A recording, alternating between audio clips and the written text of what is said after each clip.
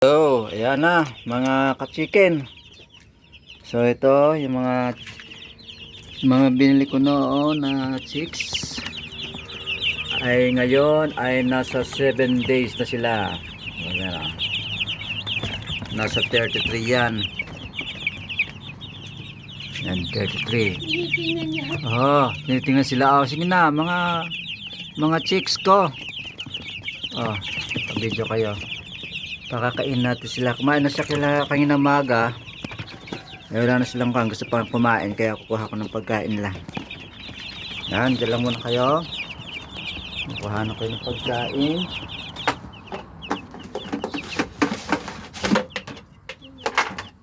Ano? Ayan.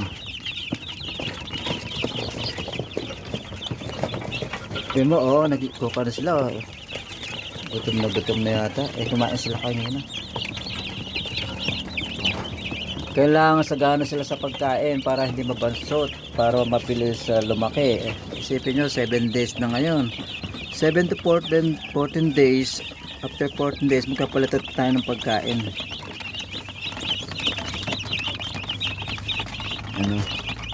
So pagka malaki na yan guys, hindi na kayo bibili ng manok na ulam. Pwede na nyo dito kumuha. Diba? Magkano isang manok ngayon? Isang kilo? Mami? 240. Di pag kami alaga kayong ganyan, lalo magpapasko, nakamenos na kayo sa karne ng manok. So yan isip mo nung bagong dating dito, kapipisa lang, wala pang pakpak, dilaw na dilaw yan. Dito iba, mga ka-chicks ko. Kung kayo may mga chicks, ako may chicks din. Iba nga lang chicks ko. Ayan. Nalilibang ka na, may pakinabang pa. Hindi yung alaga ka ng alaga tapos hindi na mapakinabangan. Bagay pwede ibenta. Ito okay to. Ayan, nakita nyo. So meron na siyang pakpak na lumalabas. Ayun. Asan ba? Yun, yung puti na yun. Pagka 14 days mamumuti na yan. So ano pa ang masasabi niyo? May comment kayo, may tanong. So noon gumawa lang ko sariling kakanan. Ito parlins na pinipit ko, pero mas maganda yun yung plastic. Ito haba na. May mga pagipagita para hindi sila agagawan, yung ulo nila ipapasok na ganon doon, diba?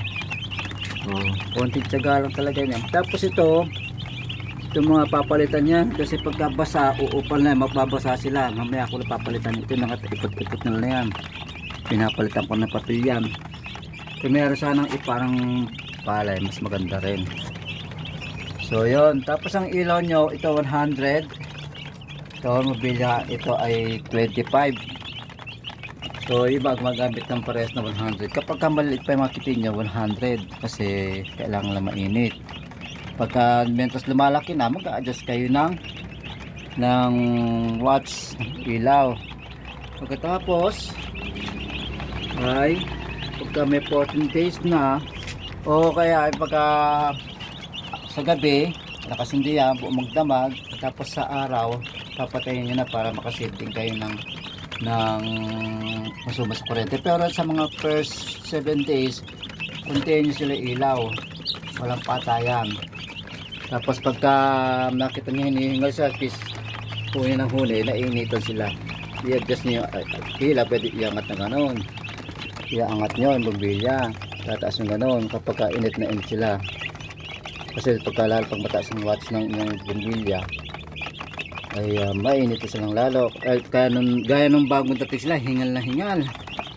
Nung pala nainitan sila ng gusto, kaya may balance rin ang ng ilaw paggabi. So yan, paano kung meron kayong mga tanong ay magtanong lamang kayo sa akin.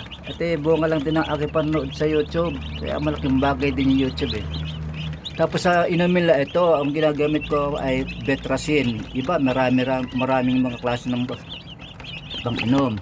So hindi ko sa pinupuno, hanggang dito lang yan.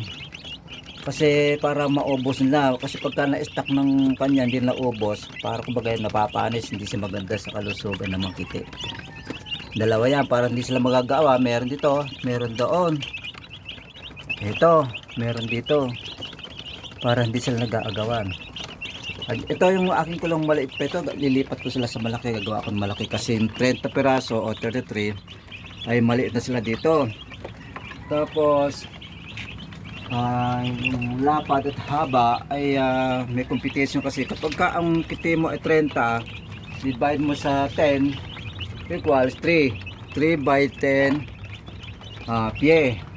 So kinakailangan ko ng 3 by 10 na pie na area ng kulungan.